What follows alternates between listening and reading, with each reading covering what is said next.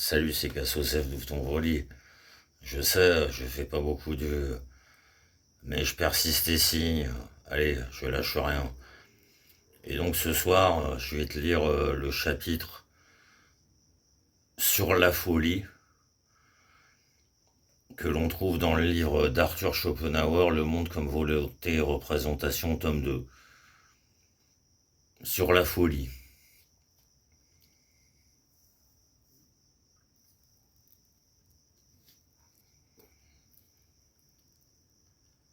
La santé véritable de l'esprit réside dans une parfaite remémoration, Rückerinnerung en allemand. Il ne faut certes pas entendre par là que notre mémoire garderait tout, car le chemin parcouru de notre vie se rétrécit dans le temps, comme dans l'espace de celui du promeneur qui regarde en arrière. Il nous est parfois il nous est parfois difficile de distinguer les années individuelles, et les jours sont le plus souvent impossibles à discerner.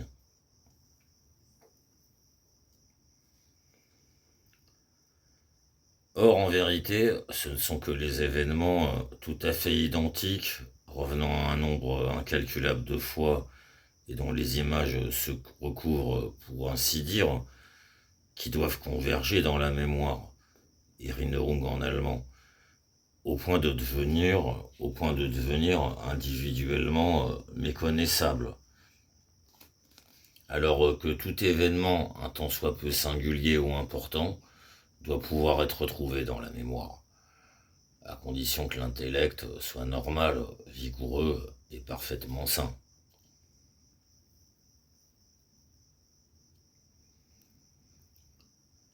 Dans mon texte, j'ai décrit la folie, Wahnsinn,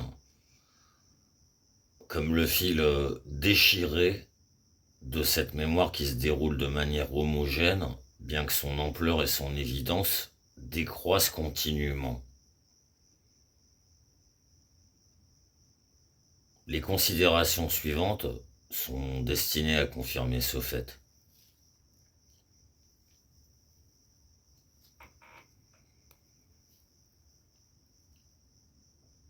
Au sujet d'un événement dont il a été témoin, la mémoire d'un homme en bonne santé confère une certitude qu'on considère comme presque aussi solide et fiable que sa perception actuelle d'une chose, raison pour laquelle au tribunal, cet événement se trouve établi s'il l'affirme sous serment. En revanche, le moindre soupçon de folie invalidera aussitôt la déclaration d'un témoin. C'est donc ici que se trouve le critère distinctif entre la santé de l'esprit et la folie. Dès que je doute si un événement dont je me souviens a vraiment eu lieu, je jette des soupçons de folie sur moi-même. Sauf dans le cas où je ne serais pas certain que ce n'était pas un simple rêve. Si un autre doute de la réalité d'un événement que je relate en témoin, mais sans pour autant mettre en cause ma sincérité, pardon, si un autre doute de la réalité d'un événement que je relate en témoin, mais sans pour autant mettre en cause ma sincérité, il me tient pour fou.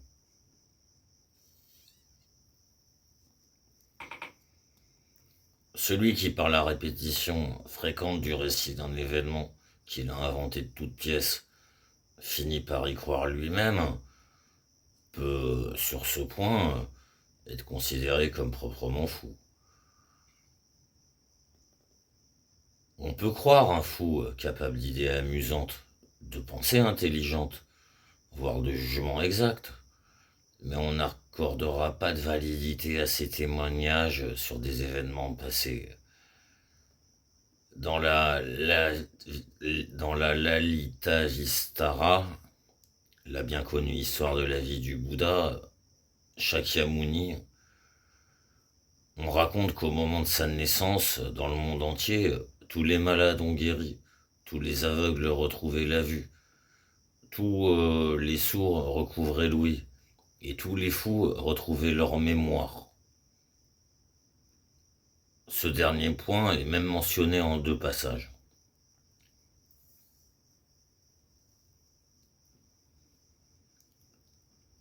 Ma propre expérience, longue de plusieurs années, m'a conduit à conjecturer que relativement, la folie apparaît le plus souvent chez les acteurs.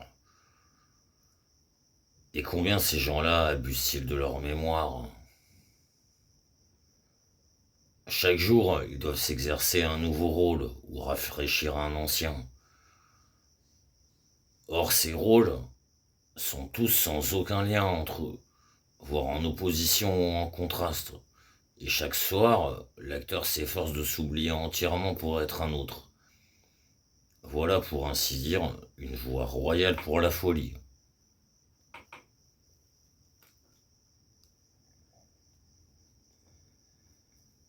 La description que je donne dans mon texte de la jeunesse de la folie sera plus intelligible si nous nous rappelons combien nous rechignons à penser à des choses qui contrarient fortement notre intérêt, notre fierté ou nos souhaits.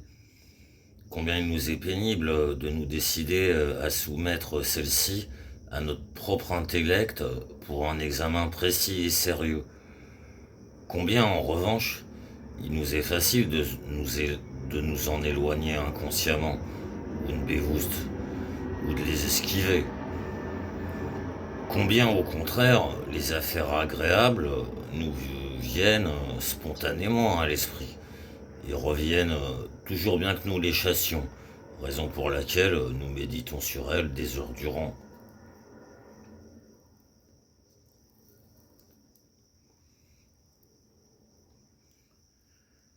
Cette répugnance de la volonté à laisser éclater,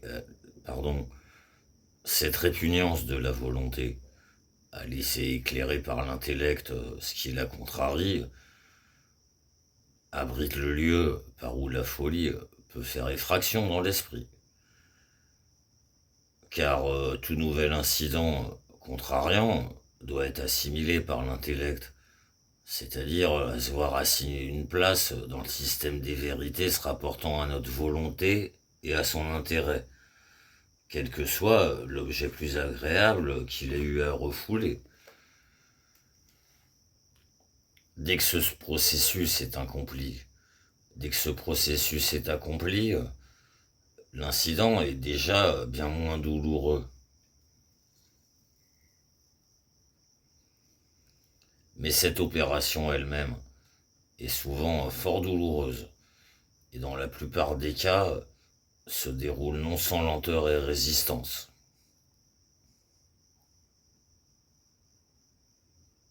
Cependant, ce n'est qu'à condition de s'accomplir à chaque fois correctement que la santé de l'esprit se maintient. Si, par contre, dans tel cas particulier, la résistance et la répugnance de la volonté à la réception d'une connaissance atteignent un degré tel que cette opération ne s'accomplit pas parfaitement, si par suite certains incidents ou circonstances demeurent totalement dissimulés à l'intellect parce que la volonté ne peut souffrir leur vue, et si le trou qui en procède se trouve alors aussitôt comblé d'une manière ou d'une autre, en vertu de la nécessaire cohérence, on peut parler de folie.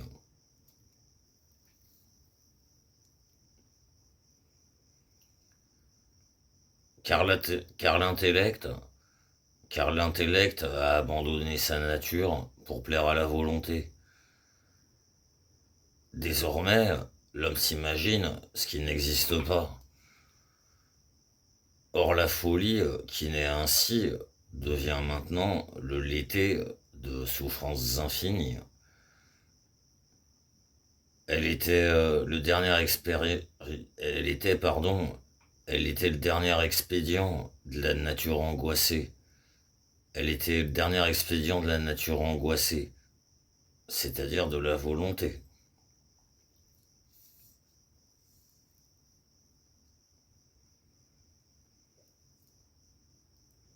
Qu'il me soit permis de mentionner en passant un exemple illustrant remarquablement mon idée. Carlo Gozzi, dans Mostro Turcino, acte 1, scène 2, nous présente une personne qui a bu une potion magique entraînant l'oubli. Elle a toute la conduite d'un fou.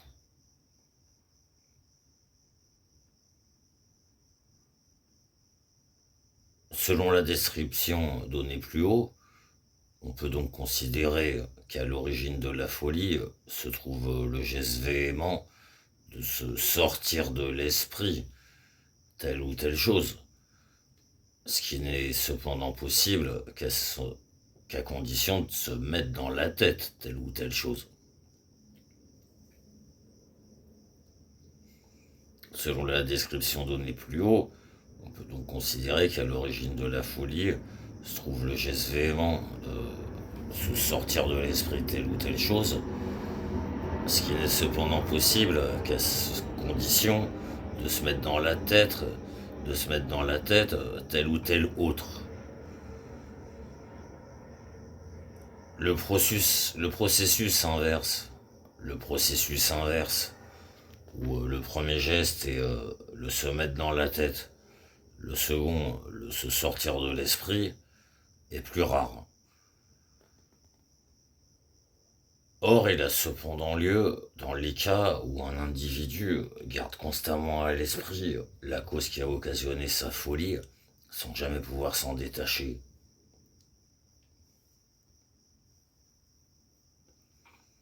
Il en va par exemple souvent ainsi avec l'illusion amoureuse, l'érotomanie, où on médite sans relâche sur la cause qui l'a occasionnée. De même avec la folie résultant du choc provoqué par un accident soudain et effroyable. Les malades de ce genre s'accrochent pour ainsi dire avec acharnement à la pensée formulée en sorte qu'aucune autre pensée, et surtout aucune pensée contraire, ne puisse apparaître. Or dans les deux processus, on trouve le même élément essentiel de la folie, à savoir l'impossibilité d'une remémoration homogène et cohérente, telle qu'elle puisse servir de base à notre réflexion saine et raisonnable.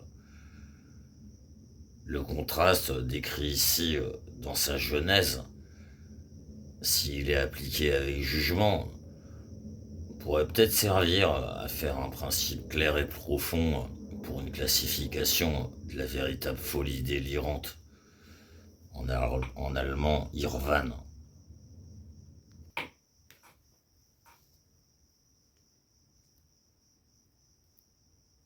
Je n'ai d'ailleurs pris en considération que l'origine psychique de la folie, c'est-à-dire la folie provoquée par des causes externes, objectives. Or, elle est bien plus souvent due à des causes purement somatiques, à des malformations ou à des désorganisations partielles du cerveau ou de ses enveloppes, également à l'influence que d'autres parties affectées par une maladie exercent sur le cerveau. C'est principalement dans le dernier genre de folie que peuvent se manifester les fausses perceptions sensibles. C'est principalement dans le dernier genre de folie que peuvent se manifester les fausses perceptions sensibles ou les hallucinations. La plupart du temps, cependant, les deux origines de la folie vont participer l'une à l'autre, surtout la psychique à la somatique. Il en va comme avec le suicide. Le suicide ne sera que rarement provoqué par une seule cause occasionnelle externe, car il fait fond sur un certain mal-être physique. Et selon le degré atteint par celui-ci, il faut une cause occasionnelle externe plus ou moins grande sauf si le mal-être atteint le degré suprême, auquel cas il n'en faut aucune.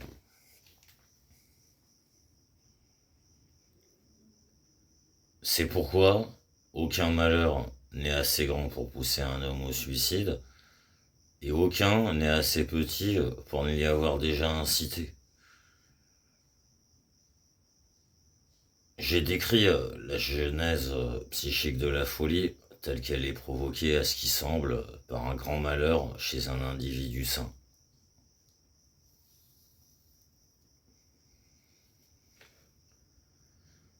Mais chez l'individu qui possède déjà une forte disposition somatique à la folie, une contrariété minuscule sera suffisante. Je me souviens par exemple d'un homme dans un asile de fous qui a été soldat et qui est devenu fou parce que son officier lui a adressé la parole à la troisième personne du singulier. Dans le cas d'une constitution physique bien marquée, et à condition que celle-ci soit arrivée à plein développement, aucune cause occasionnelle n'est nécessaire.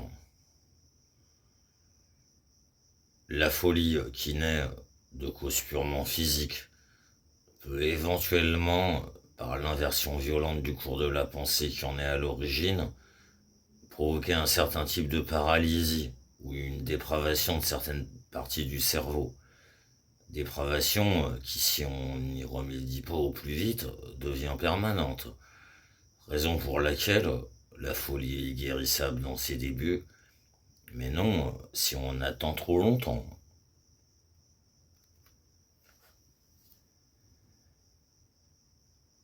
Enfin, qu'il existe une mania sine delirio, une rage sans délire. Pinel l'a enseigné et Esquirol contesté. Et depuis, on a donné beaucoup d'arguments pour ou contre. La question ne peut être tranchée que de manière empirique.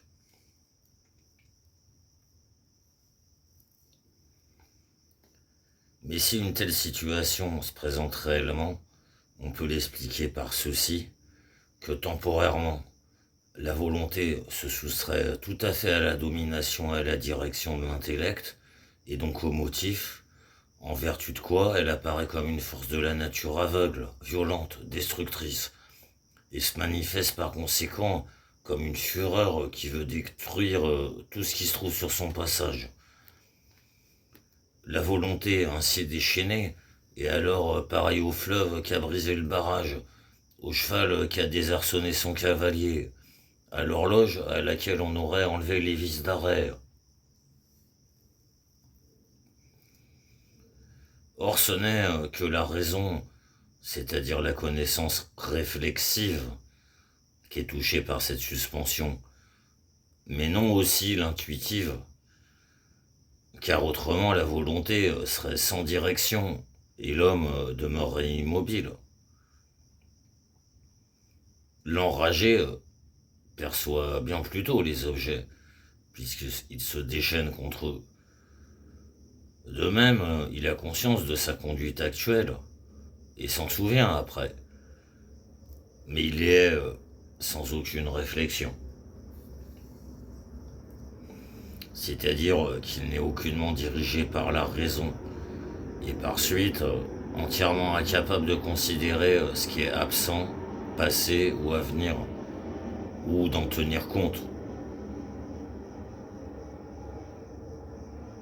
Lorsque la crise est terminée et lorsque la raison a recouvré sa maîtrise, lorsque la crise est terminée et lorsque la raison a recouvré sa maîtrise, elle fonctionne correctement, puisque son activité propre n'est pas détraquée ou abîmée, la volonté ayant simplement trouvé le moyen de se soustraire entièrement à elle pendant un moment.